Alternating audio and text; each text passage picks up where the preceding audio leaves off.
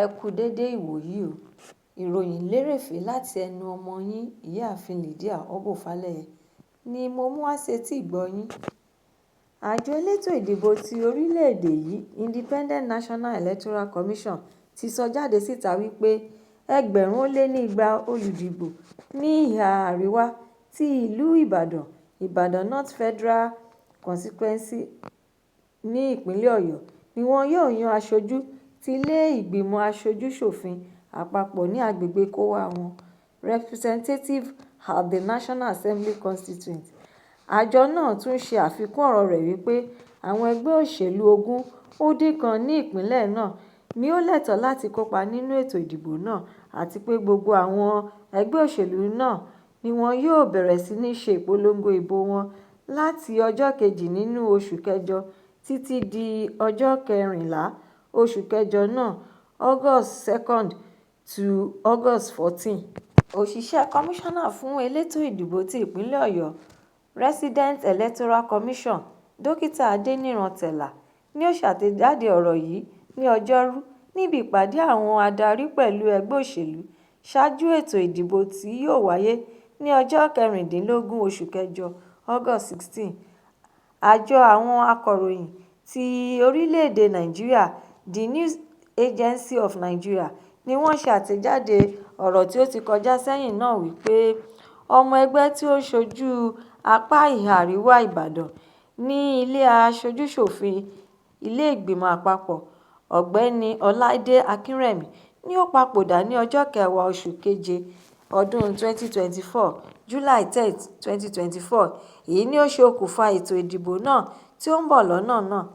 Àjọ elétò ìdìbò orílẹ̀-èdè yìí ti wá fi ń dá gbogbo olùgbé apá àríwá Ìbàdàn àti ìpínlẹ̀ Ọ̀yọ́ lápapọ̀ lójú wípé ètò ìdìbò náà yóò lọ ní ìrọwọ́-rọsẹ̀.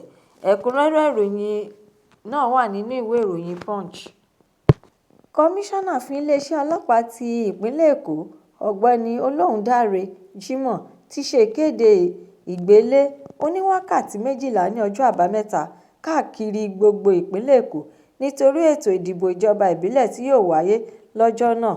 Ó tún ti pàṣẹ kí wọ́n kó ọ̀pọ̀lọpọ̀ òṣìṣẹ́ elétò ààbò káàkiri sí ìpínlẹ̀ náà nítorí pé òun fẹ́ kí ètò ìdìbò náà lọ ní ìrọwọ́-rọsẹ̀ láìsí wàhálà ìṣòro kankan bí ó ti wù kí ó kéré mọ́.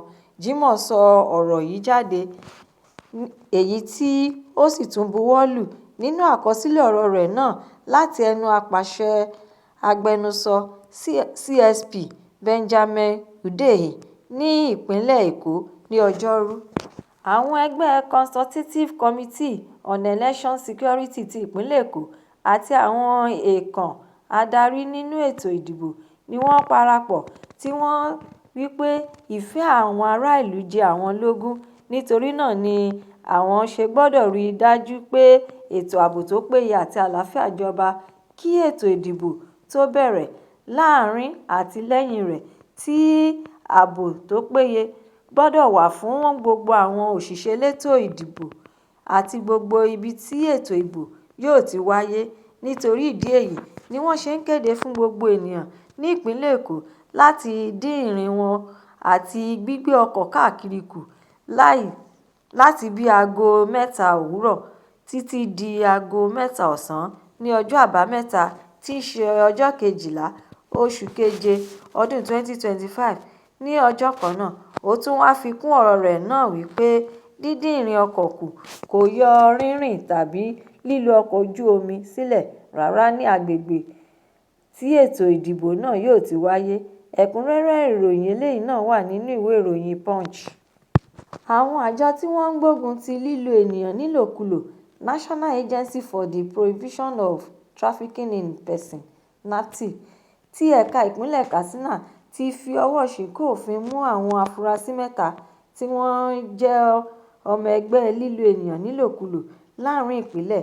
Àwọn ẹni tí ó ti gboyè nínú kíkó àwọn ọ̀dọ́mọdébìnrin sábẹ́ láti apá kan nínú orílẹ̀-èdè yìí lọ sí òkè ọya fún iṣẹ́ kí wọ́n lè máa fìdí wọn pọwó.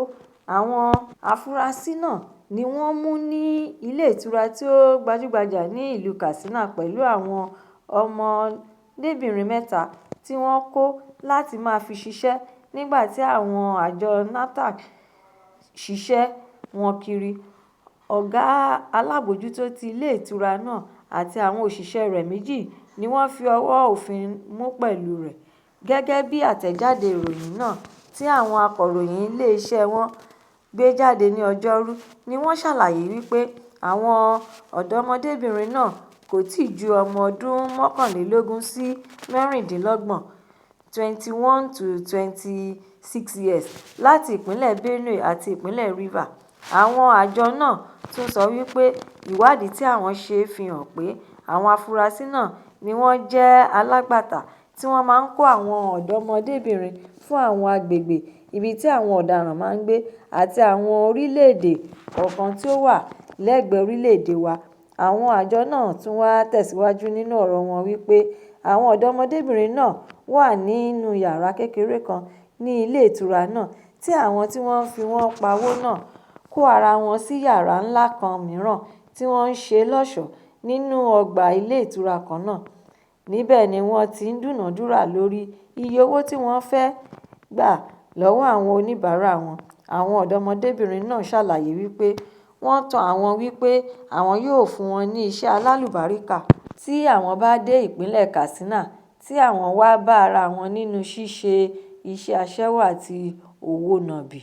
Ẹ̀kúnrẹ́rẹ́ ìròyìn eléyìí náà wà nínú ìwé ìròyìn The Nation.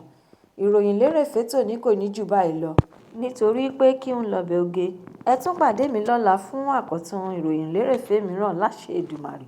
Ẹ má ṣàláì lọ kàn sí YouTube channel Ìròyìn Lerefe kí ẹ bá mi subscribe kí ẹ sì tún máa fi èròǹgbà yín ránṣẹ́ sórí rẹ̀ kí ẹ bá lè ní àǹfààní láti gbádùn ìròyìn Lerefe síwájú àti síwájú sí i.